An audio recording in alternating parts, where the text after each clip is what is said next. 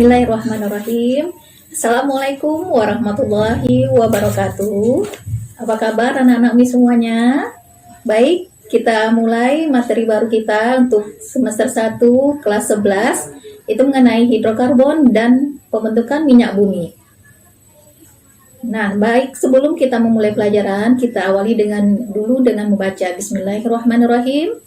Dan langsung saja kita pada materi sekarang, yaitu pada KD 3.2 mengenai menjelaskan pembentukan fraksi-fraksi minyak bumi dan memahaminya serta kegunaannya.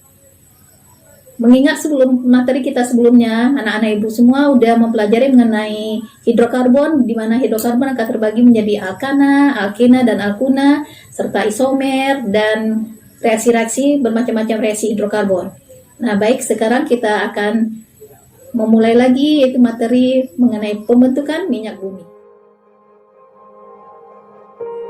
Baik, minyak bumi.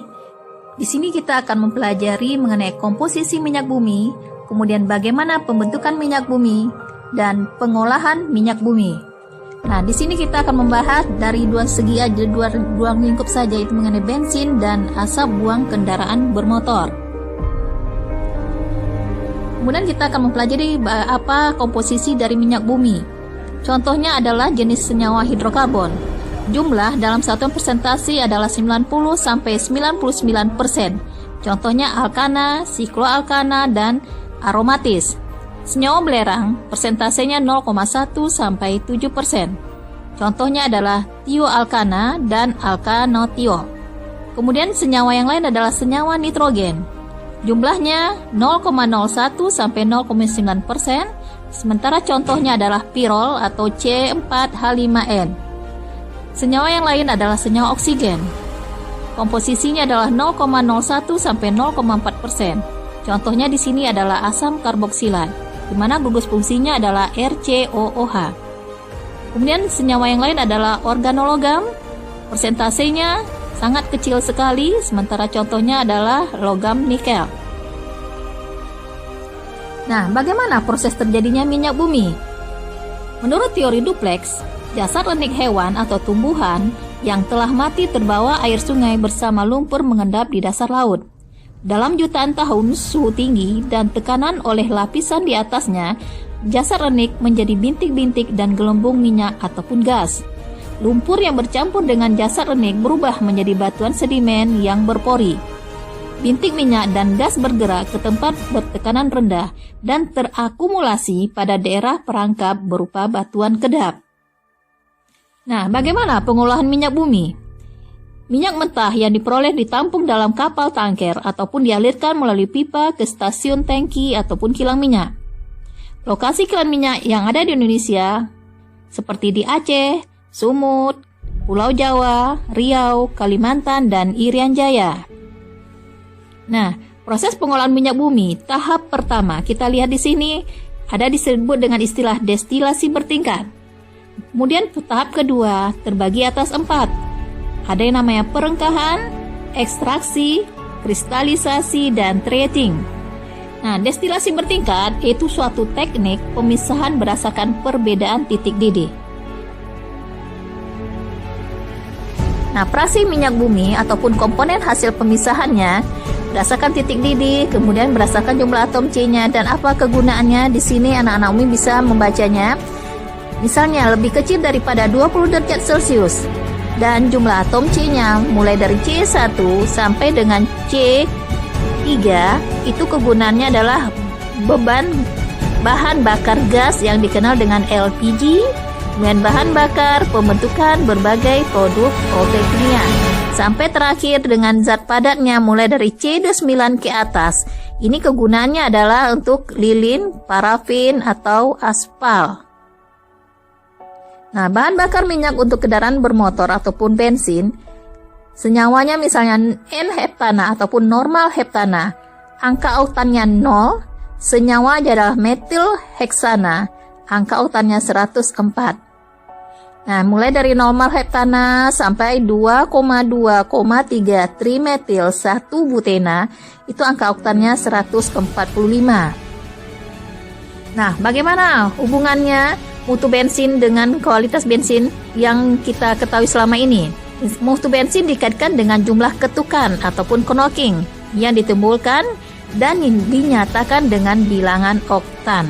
Jadi bilangan oktan adalah bilangan yang menyatakan kualitas bahan bakar. Ketukan itu sendiri artinya adalah perilaku yang kurang baik dari bahan bakar.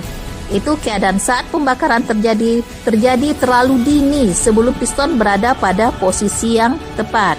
Nah, untuk menentukan bilangan oktan digunakan dua senyawa pembandingnya. Apa itu yang dua senyawa pembanding? Yaitu isooktana dan normal heptana.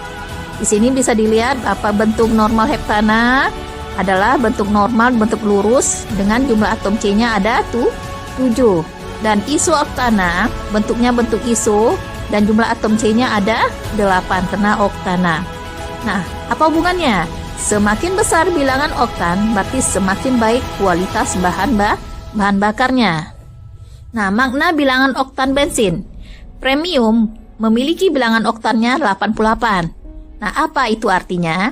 Berarti kualitas bensin premium setara dengan kualitas campuran 88% isooktana, sementara 12% normal heptana. Nah, biasa nanti pada SNPTN atau pada SBPTN ini keluar soal-soal seperti ini, apa artinya? Nah, jadi tinggal kita uraikan saja. 88 misalnya bilangan oktan, berarti 88 itu adalah kepunyaan isooktana. Sisanya supaya dia mendapatkan angka 100 tentu sisanya adalah normal heptana. Nah, bagaimana meningkatkan bilangan oktana? Nah, itulah yang dikenal dengan istilah reforming. Reforming adalah proses pengubahan alkana rantai lurus menjadi bercabang dengan menambahkan zat anti ketukan. Nah, sekarang apa-apa saja zat anti ketukan itu? Ada yang dikenal dengan istilah TEL dan ada MTBE. TEL itu sendiri adalah singkatan dari tetraethyl liet. Sementara MTBE adalah metil tetrabutil ether. Nah, inilah zat-zat yang ditambahkan pada proses reforming untuk meningkatkan mutu bensin. Nah, bagaimana dampak pembakaran bahan bakar? Misalnya gas buangnya CO2, kerugiannya adalah pada pemanasan global. Nah, kalau gas buangnya CO, kerugiannya adalah menimbulkan rasa sakit pada mata, saluran pernafasan, dan paru-paru. Begitu juga dengan SO2, SO3, merusak jaringan dan menimbulkan rasa sakit, serta menimbulkan hujan asam.